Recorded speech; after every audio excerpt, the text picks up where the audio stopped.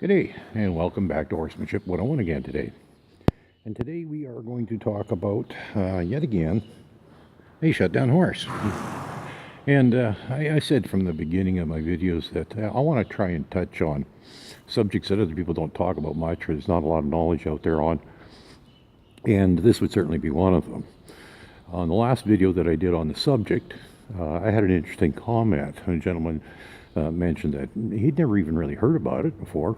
It was a totally new phenomenon, and asked a bunch of questions, that sort of thing. And I thought that was great because it just gave me reason to elaborate on things here. And the fact that he doesn't know, well, you know what? He admitted it, and that means he's searching knowledge, and I like that. That's good. That's a very good thing. And in all honesty, it wasn't that long ago. I really didn't know much about it either. So, that's one of the reasons I want to talk about it, is because, I've struggled, trying to find information about certain things. And, that's one of the reasons I do these videos, to make life a little bit easier for other people. Now, I wanted to be prepared for this one, so I thought, I'd do a little more research and see what more I can find out. And that's where I became painfully aware of the fact that there really aren't that many articles written on this subject. And of the ones that exist, very few of them have anything more than what I already know. A lot of them actually have less. I found that really disturbing. One article I read through, it got to the end and it said, if you want to know how to deal with a shutdown horse, buy my lessons. It was an ad. That was disturbing. However, I did find one article that did, in fact, provide a tiny bit of information, but because it's only one, I'm not even sure if it's truth or not, but it's significant enough that I'm going to pass it on to you anyhow, and you can decide for yourself whether or not it's, fact or fiction. I'm just going to throw it out there. I'm not going to swear up and down this is truth, but it's certainly, they brought up something that makes sense of a lot of things. Is what they mentioned in this article was that in the process of being shut down, the brain causes the body to release a paralytic chemical that actually, quite literally, paralyzes the muscles, which explains why animals stop moving. So in fact, there might be the occasion when you think your horse is being stubborn or something, it literally cannot move because it's actually chemically paralyzed. Now, the thing about that article that I thought was rather significant and worth mentioning is the fact that they say that particular chemical that causes a paralytic reaction in the muscles actually does damage to the muscles. Now, in the case of an animal, a prey that's being hunted by a hunter, it wouldn't much matter if it's at the end of its life anyhow. But if you're a horse, you don't want that happening. These silly kids. Anyhow, obviously they're not shut down. It's not. It's apparently it's very, very bad for the muscles. I don't understand exactly how it works. I didn't even bother to try and remember the name of the chemical because I like to just keep things simple anyhow. Let's just say the body releases a chemical that causes the muscles to become paralyzed, and it's a very serious thing. Okay, that's all we need to mention now.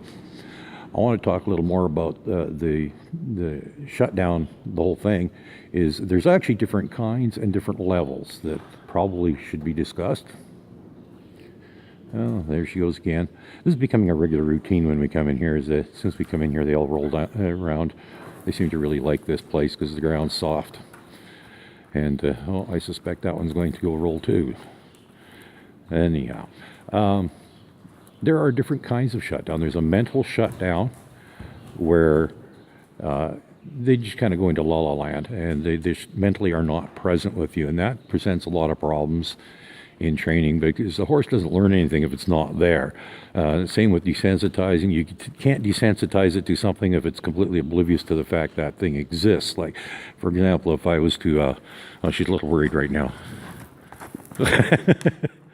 She's wound up right now. I'll go do the other one instead, much easier. But if I was to say, throw this over the horse, and she was in La La Land, doing this would have no effect on the horse because it doesn't even know I'm doing it because it's not there mentally.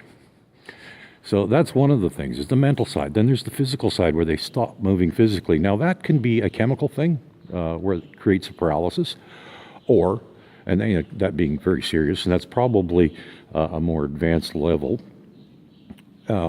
or it's simply the brain is saying, if I don't move, everything's going to go away. La la la la la la la.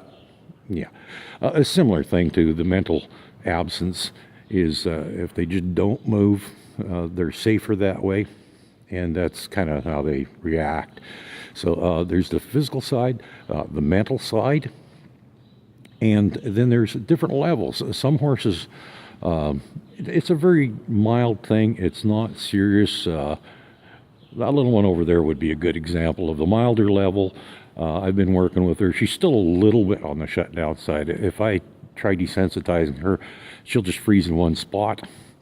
As soon as I get her to move, then she gets real worried about it.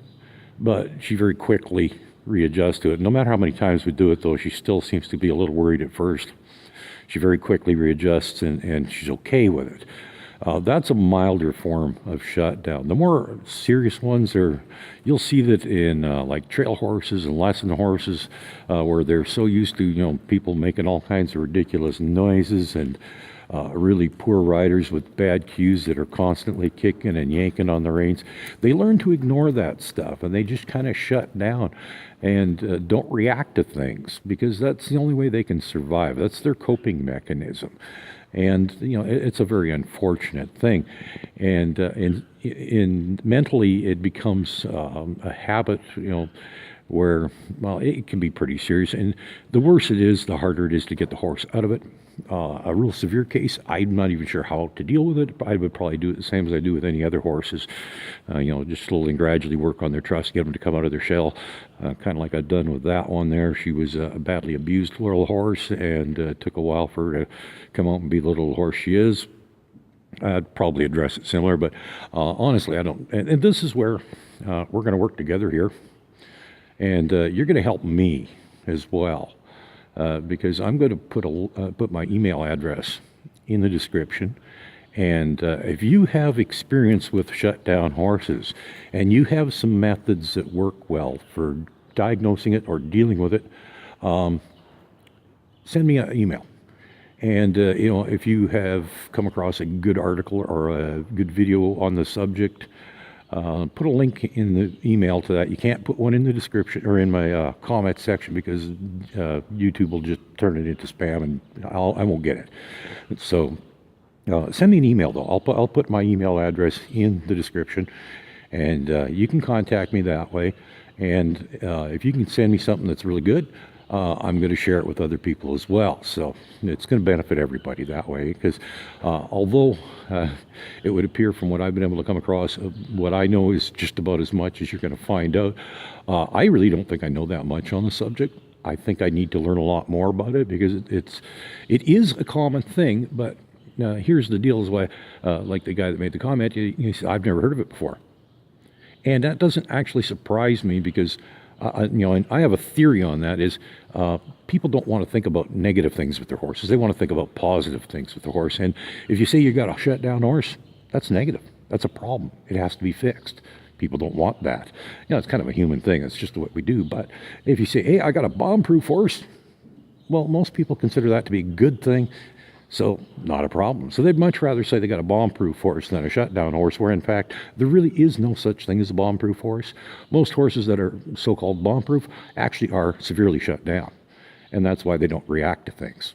So different levels. Like I said, there's the ones that are mildly shut down that they're not bad. They're pretty easy to work with, kind of like this one here. And then there's the severely shut down ones. Like some of the lesson horses and trail horses you'll come across that react to absolutely nothing. And the bad thing is those horses get blamed for a lot of negative things. They get referred to as dead-sided. Next thing you know, people are using spurs on them because the horse won't go.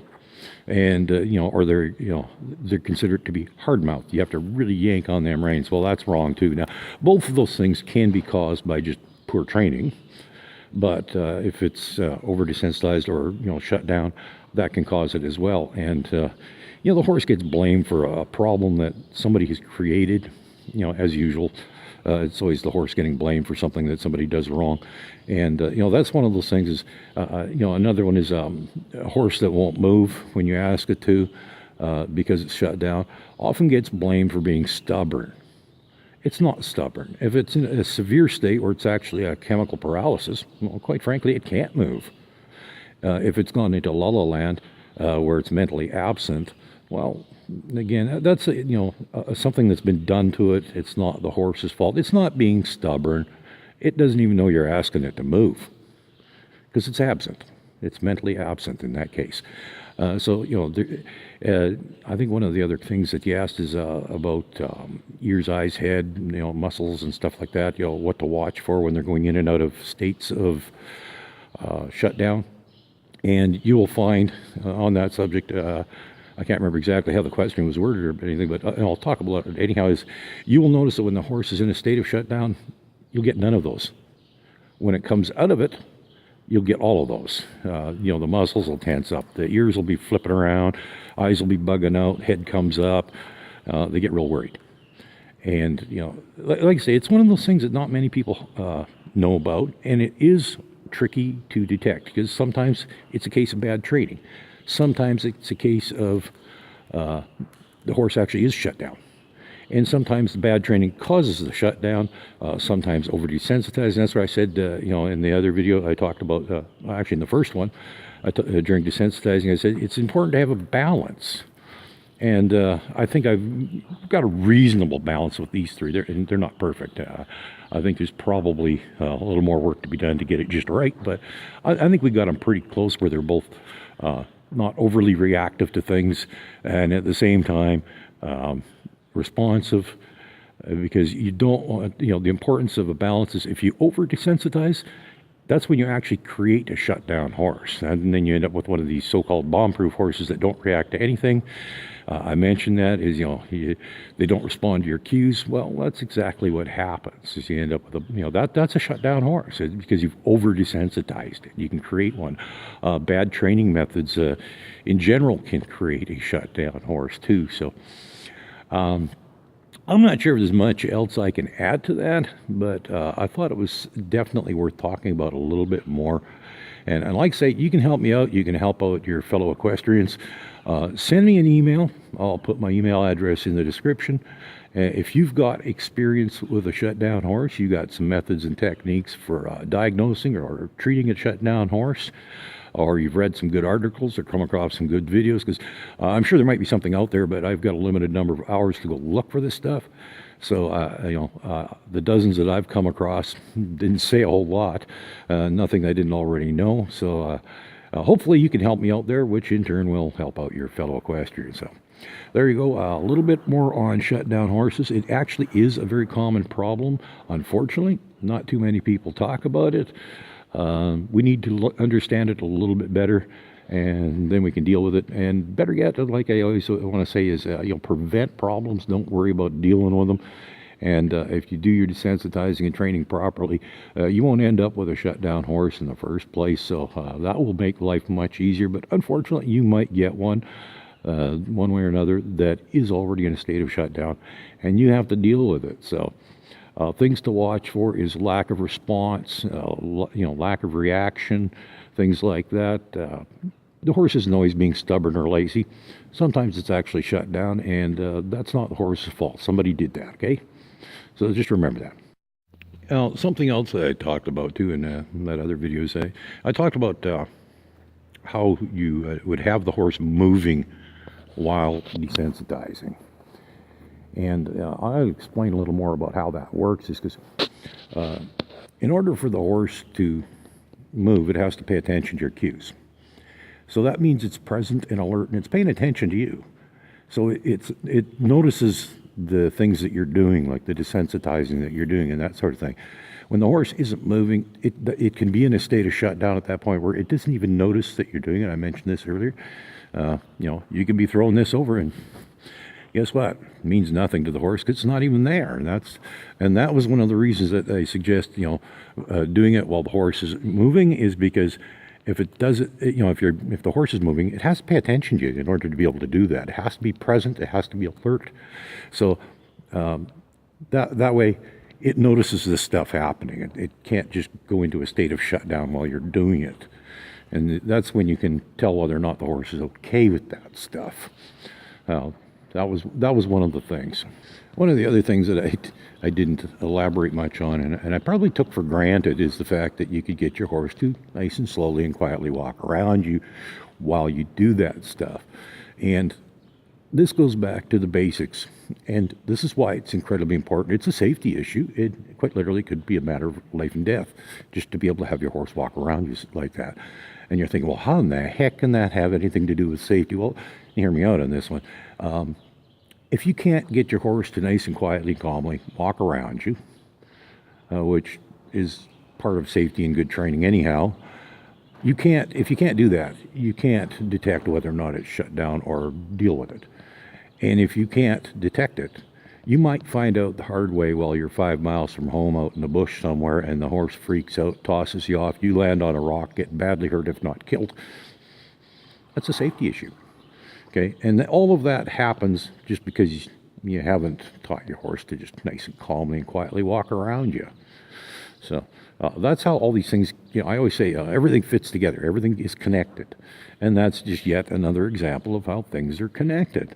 Desensitizing a shutdown horse, your safety, all connected to walking around nice and quietly. So I thought I'd throw that one in there because I did kind of just take for granted that you could do that. If you can't do it, you better work on it. Because that's going to really cause a lot of problems. If you got a horse that freaks out and wants to go full speed, those are horses that are prone to bolting and things like that. And you want a horse that's nice and calm and relaxed, walks calmly. And if it can do that, then you can check to see if it's shut down. You can treat it for being shut down, and it may potentially save your life. So it's worth the time to do it. Have a good day.